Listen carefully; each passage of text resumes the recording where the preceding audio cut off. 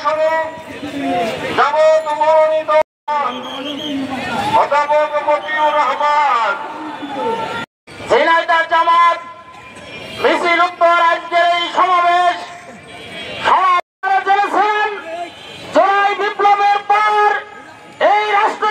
2 নম্বর আমাদের দাবি জাতীয় সংসদের উভয় কক্ষেই যে জুলুমের পরিবর্তন হয়েছে, যে জুলুম people from all walks of life, প্রিয় ঝিনাইদহ এলাকাবাসী জনজীবনে অবলম্বন করতে শিখেছে।